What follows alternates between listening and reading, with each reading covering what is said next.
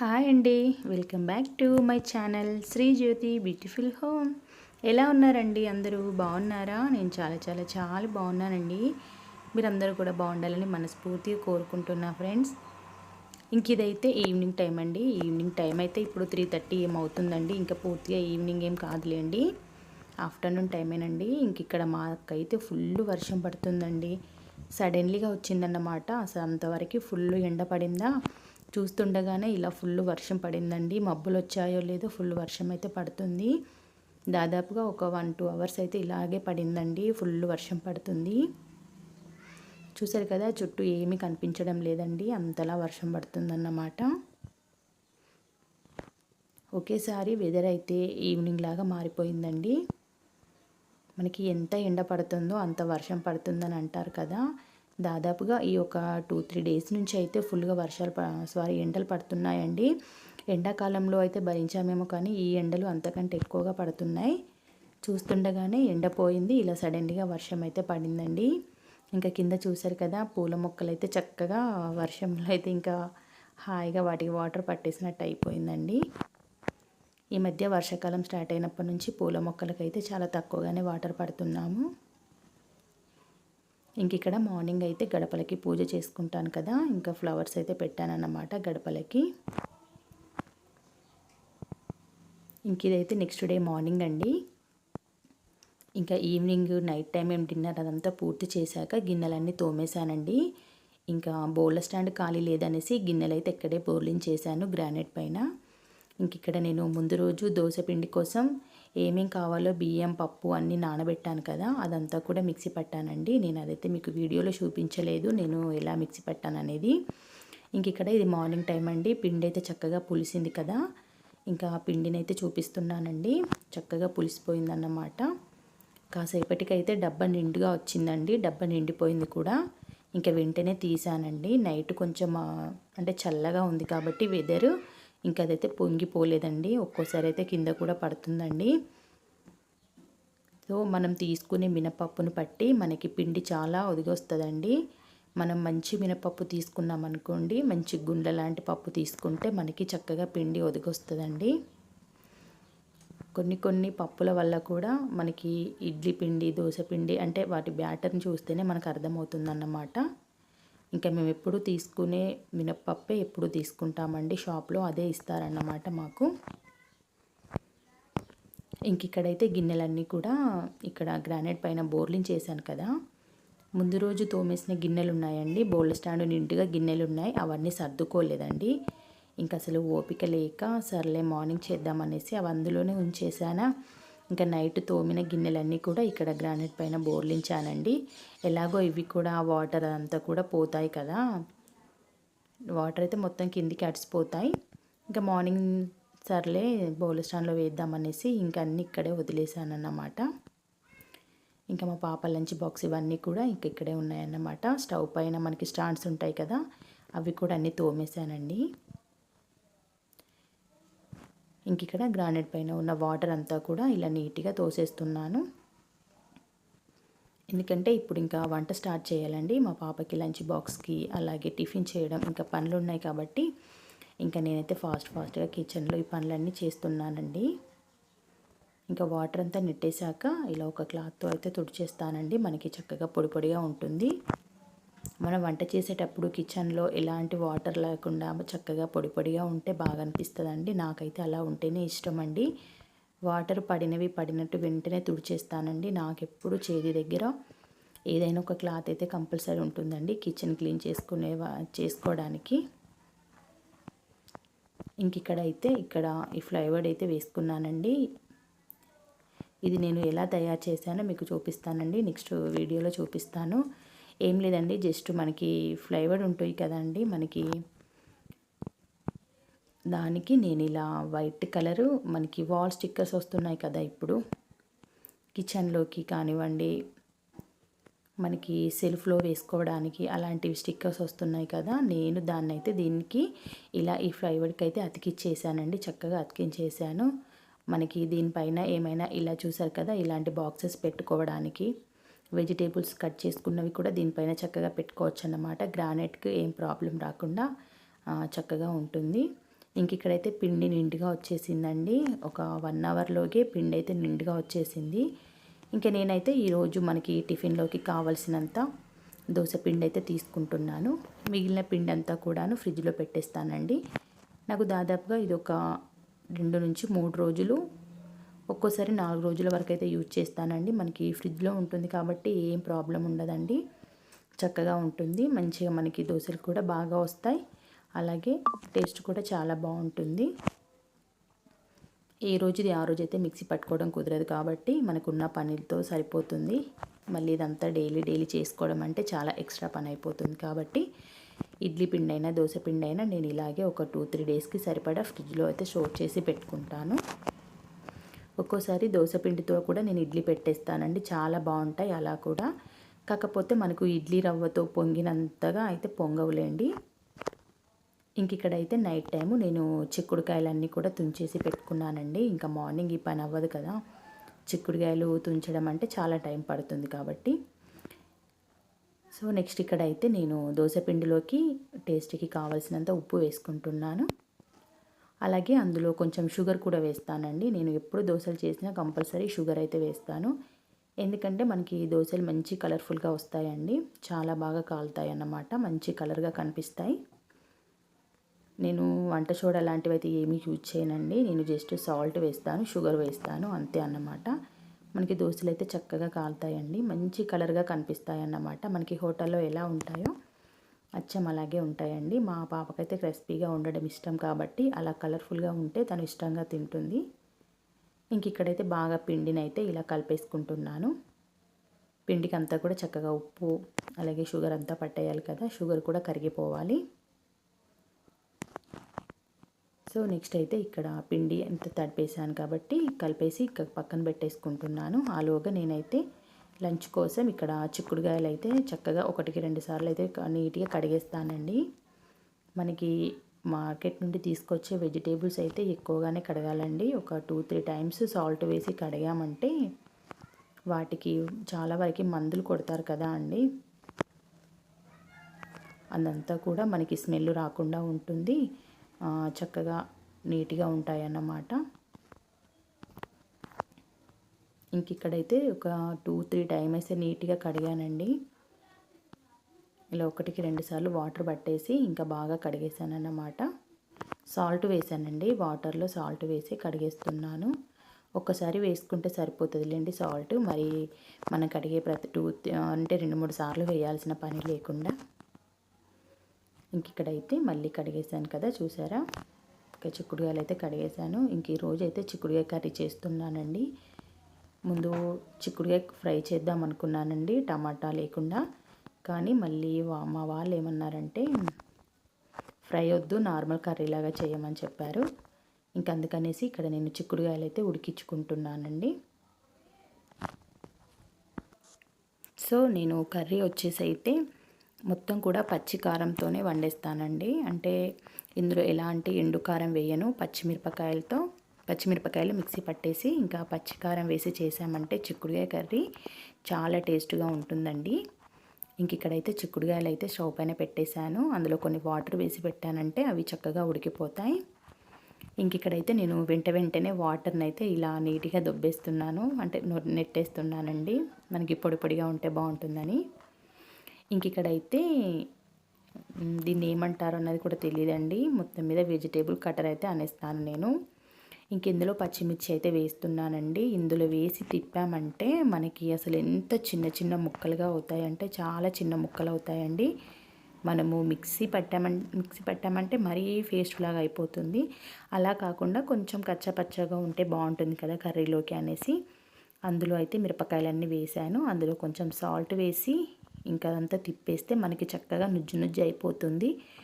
ఇంకా ఆలోగా ఇక్కడైతే నేను పల్లీలు ఫ్రై చేస్తున్నానండి చట్నీలోకి.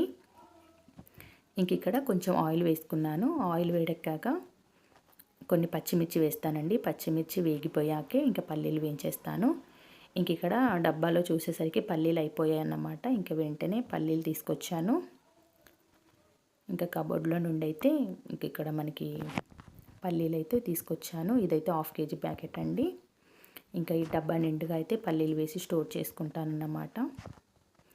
ఇంకా అందులో ఏమైనా ఉన్నాయా అని చూస్తున్నాను. చాలా ఫ్రెష్గా ఉన్నాయండి, అందులో ఏమీ లేవు. కానీ మనకి అదొక డౌట్ కదా, చూసుకోవడం మన అలవాటు కాబట్టి ఇంక ఇలా 1-2 సార్లు అయితే అందులో ఏమన్నా ఉన్నాయని చక్కగా చూసేస్తున్నాను. చూసి ఇంకా అవైతే ఫ్రై చేసుకుంటానన్నమాట. కొంచెం ఆయిల్లో వేంపామంటే పల్లీలు చాలా బాగుంటుందండి చట్నీ. మనము పల్లీ చట్నీ చేసేటప్పుడు ఏంటి అంటే ఎక్కువ మంట మీద వేంపకుండా చాలా తక్కువ మంట మీద నెమ్మదిగా పల్లీలు ఫ్రై చేసుకున్నామంటే చట్నీ చాలా టేస్ట్గా ఉంటుందండి. సో ఇంక ఇక్కడైతే పచ్చిమిర్చి ముందు వేస్తున్నాను. పచ్చిమిర్చి కొంచెం వేగిన తర్వాత పల్లీలు వేస్తానండి. ముందే పల్లీలు వేసాను అనుకోండి, పల్లీలు వేగిపోతాయి, పచ్చిమిర్చి వేగిపోవండి, అవి అలాగే ఉండిపోతాయి, పైన ఉంటాయి కాబట్టి. ఇంక ఇక్కడైతే నేను వాటిని ఒకసారి కలిపాను. మంట ఎక్కువగా పెట్టాను కాబట్టి చిల్లుతున్నాయండి. ఇంకా వెంటనే ఒక ప్లేట్ పెట్టామంటే మనకి ఆయిల్ బయట పడకుండా ఉంటుంది. ఇంక అక్కడ ఆలోగా మిరపకాయలు అయితే వేగిపోతాయి. ఆలోగా నేనైతే ఇక్కడ చిక్కుడుకాయ కర్రీలోకి మిరపకాయలు అయితే ఇలా తిప్పామంటే మనకి అది మెత్తగా నుజ్జులాగా అయిపోతుందండి. ఇంకా ఇవ్వచ్చేసి ఎక్కువ ఘాటు ఉంటాయండి మిరపకాయలు. అంటే మిరపకాయలు చాలా సన్నంగా ఉంటాయి. మేము వీటిని నల్ల మిరపకాయలు అంటామండి. కానీ ఎంత ఘాటు ఉంటుందంటేనండి చాలా ఘాటు ఉంటాయి. మనము దాదాపుగా 10 వేసే మిరపకాయలు ఒక 4 వేసామంటే సరిపోతుందండి, అంతలా ఘాటు ఉంటాయి అన్నమాట.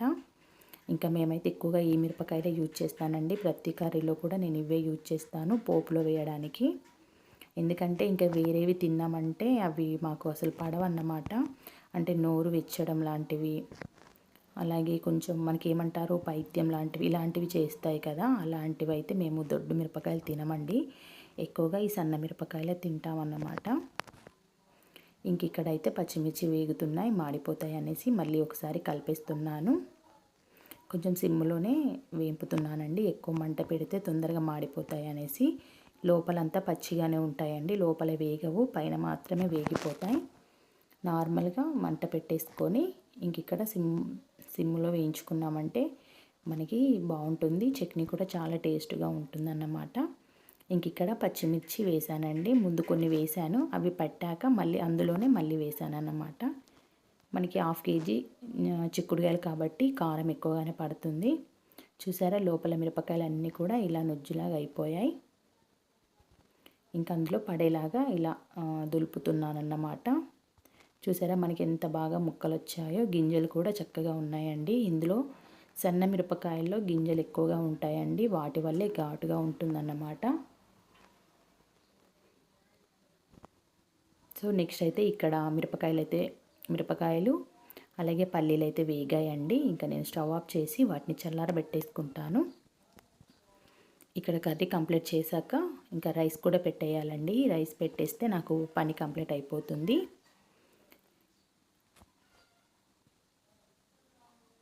ఇంక ఇక్కడైతే పల్లీలను కలుపుతున్నాను.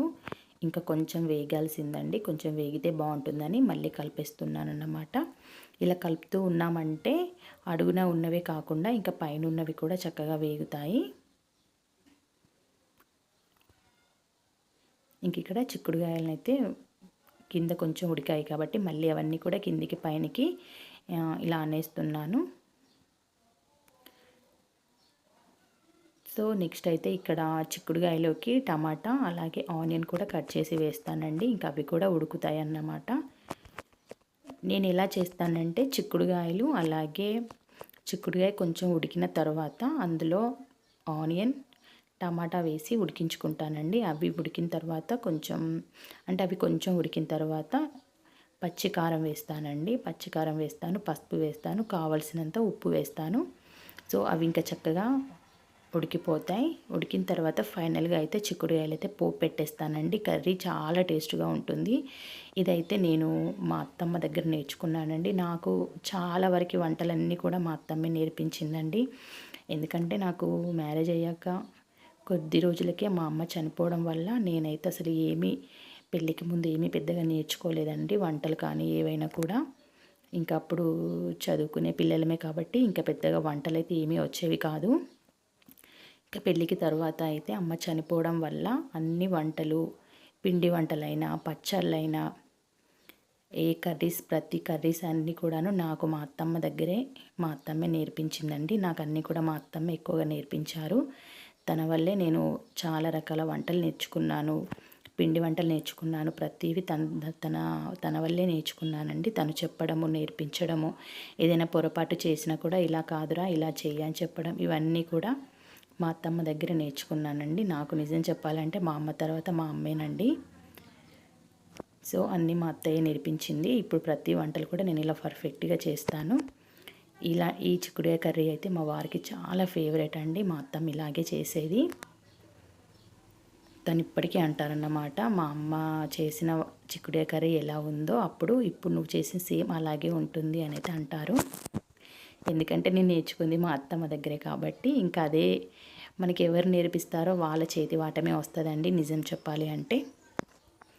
సో నెక్స్ట్ అయితే ఇక్కడ పాలు వచ్చాయండి. పాలు పట్టేశాను, పాలు తీసుకున్నానన్నమాట. ఇంక ఇక్కడ పాలను ఒకసారి అయితే వడబోస్తానండి. వాళ్ళు వడబోయడమే కాకుండా మనం కూడా ఇంటికి తీసుకొచ్చాక వడపోసుకుంటే బాగుంటుందనేసి ఇంక ఇక్కడ పాలు అయితే సిమ్లో పెట్టేశాను. మా పాపకి పాలు పోసిచ్చేస్తాను. అలాగే నేను కూడా కొన్ని పాలు తాగేస్తానండి. ఇంక ఇక్కడ మొత్తం మీద చిక్కుడుకాయ కర్రీలోకి ఆనియన్, పచ్చిమిర్చి, అలాగే టమాటా ఇవన్నీ వేసి ఉడికించుకుంటున్నాను అన్నమాట. ఇవి చక్కగా ఉడికిన తర్వాత ఫైనల్గా పోపు పెట్టేసుకున్నామంటే చాలా టేస్ట్గా ఉంటుందండి. చాలా టేస్ట్ అంటే చాలా టేస్ట్గా ఉంటుంది. ఇలా ఎప్పుడైనా మీరు ట్రై చేయకుంటే ఒకసారి ట్రై చేయండి ఫ్రెండ్స్, చాలా బాగుంటుంది. ఇంక ఇక్కడైతే చిక్కుడుకాయ కర్రీ ఉడికేస్తుంది. ఆలోగా నాకైతే ఇక్కడ పల్లీలు ఇవన్నీ వేగిపోయాయి. ఇంక ఇదంతా కూడా నేను మిక్సీ పట్టేసుకుంటే నాకు చట్నీ కూడా రెడీ అయిపోతుందండి. ఇంకా ఈరోజు టిఫిన్లోకి అయితే ఓన్లీ పల్లీ చట్నీనే అన్నమాట. టమాటా చట్నీ అయితే ఏం లేదండి. చేస్తే మాత్రం ఒక 2-3 డేస్కి సరిపడే చేస్తానండి. ఎందుకంటే టమాటా చట్నీ 2 డేస్ ఉన్నా ఏమీ పాడవదు. ఇంకా వెంటనే ఫ్రిడ్జ్లో పెట్టేస్తాం కాబట్టి చాలా టేస్ట్గానే ఉంటుందండి. కానీ పల్లీ చట్నీ అలా కాదు కదా, ఏ రోజుది ఆ రోజు చేసుకుంటేనే బాగుంటుంది. ఇంక ఇక్కడైతే పల్లీ చట్నీకి కావాల్సినవి ఉప్పు, అలాగే జీలకర్ర, వెల్లుల్లి రెబ్బలు అయితే వేసుకున్నాను. ఇంక ఇక్కడైతే మిక్సీ కూడా తీస్తున్నానండి కబోర్డ్లో నుండి. ఎందుకంటే నేను వెంటనే కబోర్డ్లో పెట్టేసుకుంటానండి. నాకు కిచెన్ కౌంటర్ పైన అంత చిందరవందరంగా పెట్టుకోవడం అంటే అసలు నచ్చదండి. ఎక్కడి వస్తువులు అక్కడ నీట్గా పెట్టేసుకుంటాను. అలా నీట్గా ఉంటేనే ఇష్టం.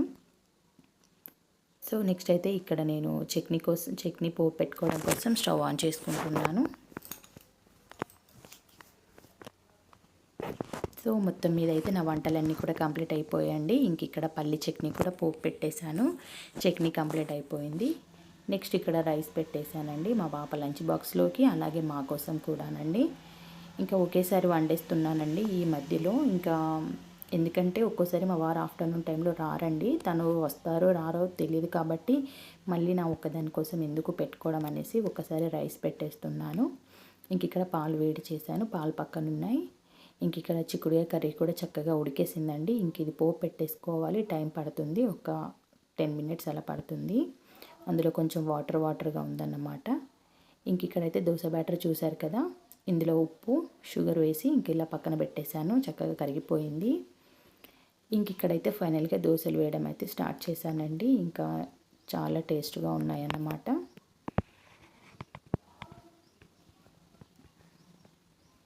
సో ఇక్కడ కొత్తిమీర ఆకండి ఇలా డబ్బాలో స్టోర్ చేసి పెట్టుకుంటాం కదా కర్రీలోకి.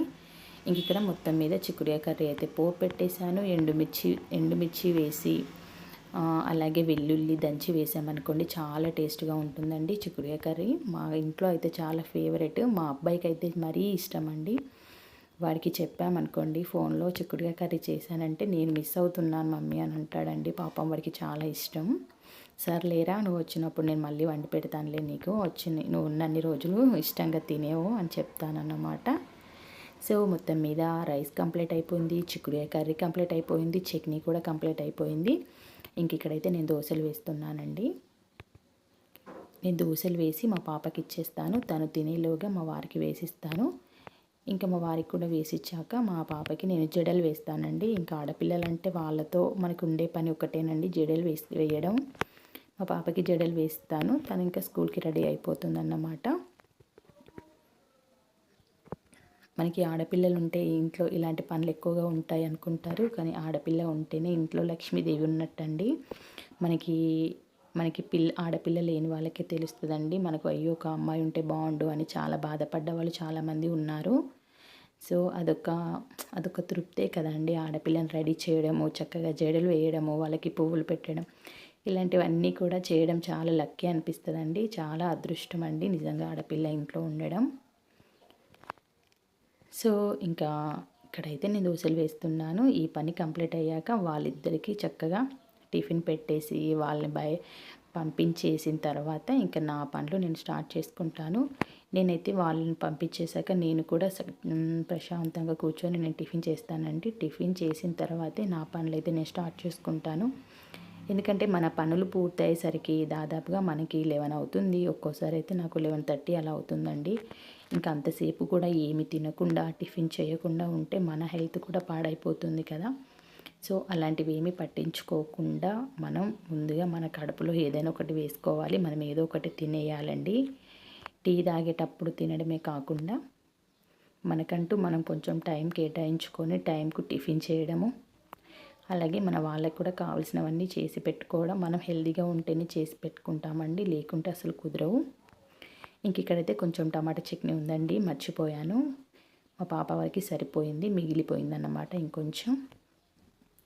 ఇంక ఇక్కడైతే మా వాళ్ళు బయలుదేరాక ఇంకా ఇల్లంతా కూడా నీట్గా క్లీన్ చేసుకున్నాను. ఇంకా ఇల్లంతా ఊడ్చేసాను. టిఫిన్ చేశాక ఈ పనులు చేస్తానండి. నేను టిఫిన్ చేయకుండా అలాగే ఉండి పనులు అయితే అస్సలు స్టార్ట్ చేయను. ఎవరేమైనా అనుకోనివ్వండి, మన హెల్త్ మనం చూసుకోవాలి కదా. సో మనకు తింటేనే ఓపిక ఉంటుంది కాబట్టి తిన్న తర్వాత ఈ పనులన్నీ చేసుకోవచ్చు అని నేను అనుకుంటానండి. టిఫిన్ మార్నింగ్ చేయడంలో ఎలాంటి తప్పు లేదండి. మార్నింగ్ కంపల్సరీ టిఫిన్ చేశాకే పనులు చేసుకోవాలి. మరి పూజ చేశాకే తినాలి అని అయితే పెట్టుకోకూడదండి ఎవరైనా కూడా. ఓకే ఫ్రెండ్స్, వ్లాగ్ అయితే ఇంతటితో ఎండ్ అయిపోయింది. బాయ్.